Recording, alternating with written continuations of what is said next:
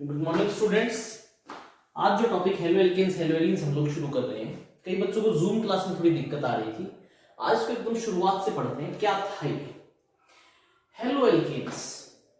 Hello hello बनाया बेटा halogen से। हेलोजन्स पीरियोडिक टेबल के अंदर जो 17th ग्रुप होता है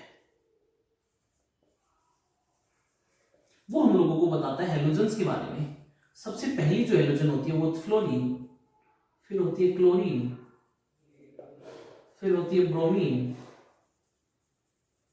और फिर होती है आयोडीन। एक बार इन हेलोजन्स को पढ़ते हैं, फ्लोरीन, क्लोरीन, ब्रोमीन और आयोडीन। और अगर मैं इनको रिप्रेजेंट करूं तो ये कुछ ऐसी लिखी जाएंगी, FCl Br I। जैसे में फ्लोरीन की इलेक्ट्रॉनिक कॉन्फ़िगरेशन होती है 1s2 2s2 2p5। उसी तरह क्लोरीन की इलेक्ट्रॉनिक कॉन्फ़िगरेशन होती है 1s2 2s2 2p6 3s2 3p5। Bromine, fluorine, chlorine, bromine और आयोडीन, इस तरह से ये 3p5 5p5 हो जाएगा, 6p5 हो जाएगा। इस तरह से जैसे मैं डाउन द ग्रुप जाऊंगा नंबर ऑफ शेल्स बढ़ेंगे और जैसे जैसे नंबर ऑफ शेल्स बढ़ेंगे तो साइज बढ़ेगा। बोलो बेटा इतनी बात समझ में आई नहीं है? नंबर ऑफ शेल्स बढ़े, साइज बढ़ गया। ये तो बात हुई हेलो की। हेलो बना हेलोजन से। अब आता है एल्केन्स। आप लोगों ने +1 के अंदर एक टॉपिक पढ़ा था, दैट वाज हाइड्रोकार्बन्स। और हाइड्रोकार्बन्स जब पढ़ा तो हम लोगों ने बेसिक हाइड्रोकार्बन ये पढ़ा था, जिन कंपाउंड्स के अंदर कार्बन और हाइड्रोजन के बीच में बॉन्ड होता है, those collectively are called as hydrocarbons. अब ये बॉन्ड कितने टाइप का हो सकता है और हाइड्रोकार्बन्स को हम लोग किस तरह से फंक्शनली डिवाइड कर सकते हैं, दैट इज पहला हाइड्रोकार्बन हम लोगों ने पढ़ा, दैट वाज एल्केन। दूसरा hydrocarbon that was called as alkene and the third hydrocarbon that was alkyne। तो हम लोगों ने 3 हाइड्रोकार्बन्स पढ़े, एल्केन, एल्कीन और एल्काइन। एल्केन एन, सफिक्स है एन। जब भी सफिक्स एन लगेगा, प्रीफिक्स और सफिक्स जो बाद में लगता है that is called as suffix, और जो शुरुआत में लगता है that is called as prefix. Ane किसके लिए रिप्रेजेंट होगा? सिंगल बॉन्ड के लिए। एक बात और याद रखना, मैं साथ साथ रिवाइज करवा रहा हूं, जहां पे भी सिंगल बॉन्ड पड़ा था वहां पे जो बॉन्ड होगा सिंगल बॉन्ड के अंदर वो केवल कैसा बॉन्ड होगा? सिग्मा बॉन्ड होगा। एल्कीन, एल्कीन रिप्रेजेंट करता है डबल बॉन्ड को। एक अगर सिग्मा बॉन्ड होगा तो दूसरा कैसा बॉन्ड होगा? Pi bond. इसका मतलब single bond sigma bond, double bond एक सिग्मा एक pi bond. Alkyne triple bond, एक सिग्मा और 2 पाई बॉन्ड। 9-10 का क्वेश्चन बन जाता है, विच बॉन्ड इज स्ट्रॉन्गर, सिग्मा और पाई। सिग्मा बॉन्ड ज्यादा स्ट्रॉन्ग होता है क्योंकि इसमें कैसी ओवरलैपिंग होती है? Axis wise overlapping.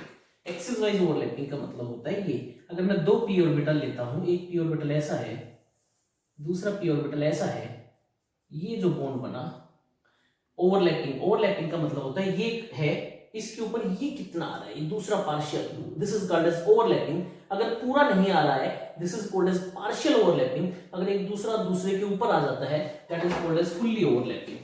आप लोगों ने पढ़ा सिग्मा पाई, फिर पाई बॉन्ड। पाई बॉन्ड के अंदर क्या पढ़ा था? अगर ऑर्बिटल्स इस तरह से है, इनके बीच में जो बॉन्ड बनता था that was called as pi bond. Sigma और पाई बॉन्ड, इतना मेरे हिसाब से समझ में आ गया होगा। नेक्स्ट जो हम लोगों ने शुरू किया दैट इज एल्केन्स। बहुत शुरुआत से बता रहा हूं, अब भी अगर ना समझ में आए तो मेरे को व्हाट्सएप करो, कोई दिक्कत नहीं है। एल्केन्स, एल्केन्स का जनरल फॉर्मूला जो पढ़ा दैट वाज CnH2n+2 पढ़ा था। n number of carbon atoms, अगर एक कार्बन है तो CH2 into 1 + 2 it becomes CH4। इसका मतलब methane was the simplest alkane. Methane क्या थी? सिंपलेस्ट एल्केन थी। फिर दूसरा एल्केन हम लोगों ने पढ़ा C2H6, फिर पढ़ा C3H8। ये तो था, इन सबको कलेक्टिवली हम लोग बोला करते एल्केन्स। क्या बोला करते? एल्केन्स। अब मैं बात करता हूं, अगर मान लो मैं क्या करता हूं, एल्केन्स का एक हाइड्रोजन निकाल दो। एक बात आती है बेटा, हेलोएल्केन हेलोएडीन में हम लोग तीन प्रोसेसेस बहुत अच्छे से पढ़ेंगे। First one is called as hydrogenation. Hydrogenation hydrogenation आप लोगों ने 9th के अंदर वनस्पति घी से रिफाइंड ऑयल बनाया था। That was called as hydrogenation in presence of nickel, platinum and palladium. Platinum and palladium. Hydrogenation का सिंपल सा मतलब होता है addition of hydrogen. Addition of hydrogen, ठीक है। अब देखो दूसरा, अगर इस हाइड्रोजिनेशन के आगे मैं लिख दूं डीहाइड्रोजिनेशन, क्या लिख दूं? Dehydrogenation. Hydrogenation was addition of hydrogen. जहां पे भी डी लिखा देख लो, it means removal of hydrogen. Removal of hydrogen. हम लोगों के पास चार प्रोसेसेस एक के बाद एक चलेगी। First one was hydrogenation, another one was dehydrogenation. इसी के केस में एक प्रोसेस और पढ़ते हैं हम लोग, that is called as halogenation. अब बेटा अभी भी थोड़ी देर पहले मैंने हेलोजिनेशन, हेलो से हेलोजन बनाया था।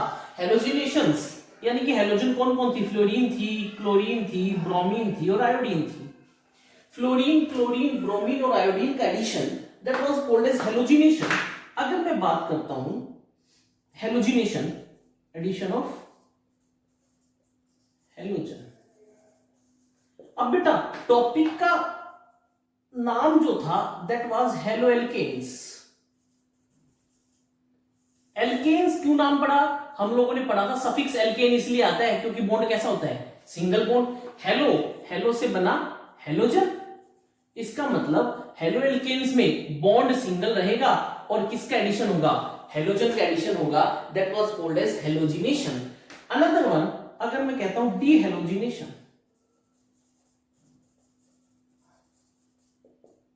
अब तुम लोगों को पता चल गया। Hydrogenation was addition of hydrogen, halogenation was addition of halogen, dehydrogenation removal of hydrogen, dehalogenation, dehydrogenation removal of hydrogen, dehalogenation removal of halogen. मेरे हिसाब से यहां तक हर एक बच्चे को बेसिक समझ में आ गया। This was the basic of haloalkanes and haloarenes. This was halogenation, dehalogenation, ये सारा हो गया। अब नेक्स्ट क्या करते हैं?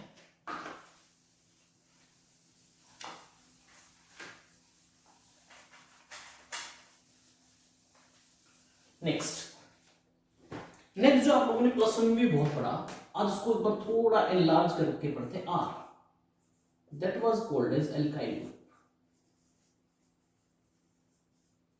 कैसा ग्रुप? एल्काइल। कैसे बना एल्काइल? मैं क्या कहता हूं? Simple, this was CH4। हमेशा याद रखना बेटा, जब भी किसी हाइड्रोकार्बन के अंदर, एक बात याद रखना, कार्बन की electronic configuration 1s2 2s2 2p2। Octet पूरा करने के लिए इसको कितने इलेक्ट्रॉन्स चाहिए? 4 इलेक्ट्रॉन्स चाहिए। और जब जब कार्बन अपने सारे बॉन्ड, कार्बन की मैक्सिमम कोवैलेंसी, कोवैलेंसी का मतलब maximum how many bond it can form, वो होती है 4। और अगर कार्बन अपनी कोवैलेंसी, अपनी कार्बन अपने चारों के चारों बॉन्ड बनाए और चारों बॉन्ड अगर सिंगल बॉन्ड से पूरे करे, तो ऐसे कंपाउंड्स को कहा जाता है सैचुरेटेड कंपाउंड्स। कैसे कंपाउंड कहलाते हैं? Saturated compounds. ठीक है, ये था CH4। अब मैं क्या करता हूं, ये कार्बन, ये हाइड्रोजन, ये हाइड्रोजन, ये हाइड्रोजन, ये हाइड्रोजन, सुनना ध्यान से। अगर मैं इसमें ये निकाल दूं एक हाइड्रोजन, यहां पे कार्बन की मैक्सिमम टेंडेंसी थी 4 बॉन्ड बनाने की, ठीक है, और 4 बॉन्ड ये बना रखे थे इसने।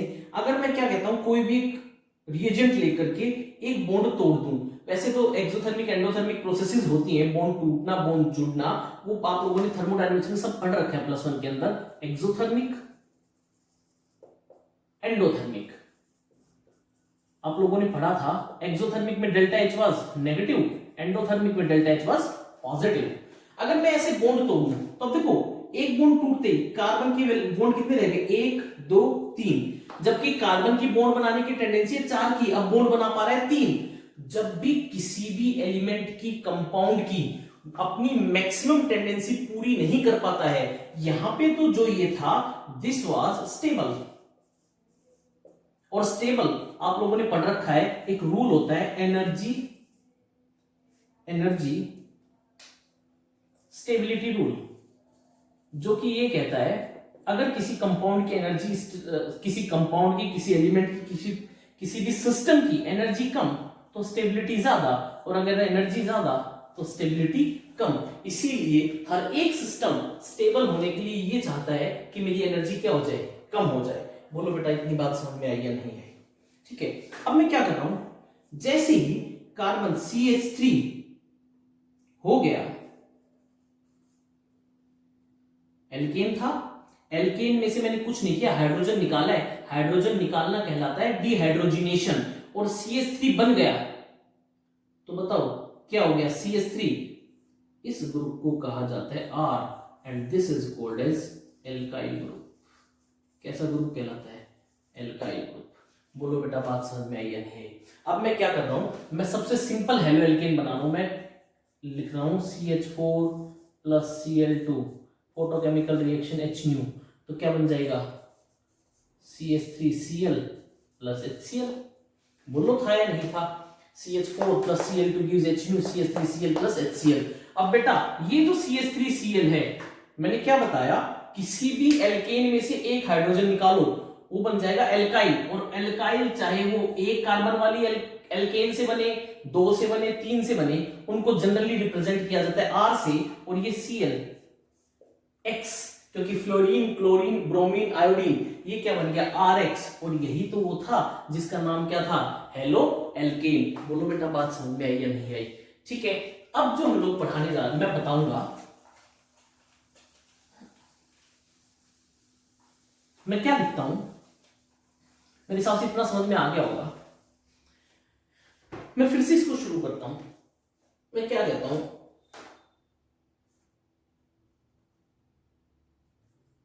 मैं हेलो एल्केन्स पढ़ रहा हूं, पहली हेलो एल्केन पढ़ता हूं मोनो सब्स्टिट्यूटेड, दूसरा पढ़ता हूं डाई सब्स्टिट्यूटेड, तीसरी में पढ़ाता हूं that is tri substituted, and another one is called as tetra substituted. पहले तो है ना बेसिक सेंस समझा, रट्टा मारने की जरूरत नहीं होती है। मोनो, मोनो का मतलब होता है 1, डाई 2, ट्राई 3, टेट्रा 4। इतनी बात समझ में? सब्स्टिट्यूटेड का मतलब क्या होता है? तुम लोग क्रिकेट देखते हो, सब्स्टिट्यूट प्लेयर आता है, मान लो ये कोई प्लेयर है ए, ठीक है, ये इंजर्ड हो गया, इसकी जगह कोई प्लेयर दूसरा खेलने आया बी, इस ए हटा तो उसकी जगह कौन लगा, बी, तो इस बी को क्या कहेंगे, सब्स्टिट्यूटेड प्लेयर, क्या कहेंगे, सब्स्टिट्यूटेड। अब मैं क्या कर रहा हूं, मैं सिंपल सा पहली रिएक्शन लिख रहा हूं,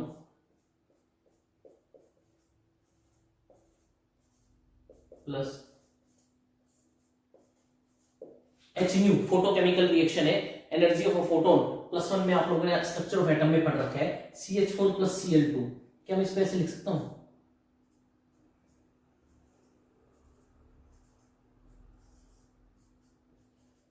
अब मेरी बात मेरे हिसाब से समझ में आ गया होगा। यहाँ पे H की जगह कौन लग गया, Cl, तो बताओ ये सब्स्टिट्यूटेड प्रोडक्ट हो गया या नहीं हो गया। और ऐसी रिएक्शंस को कहा जाता है सब्स्टिट्यूशन रिएक्शन। और बेटा एक हाइड्रोजन हटा, एक क्लोरीन लग गया, तो ये कैसा बन गया, मोनो सब्स्टिट्यूटेड। दूसरा और बना दो जी,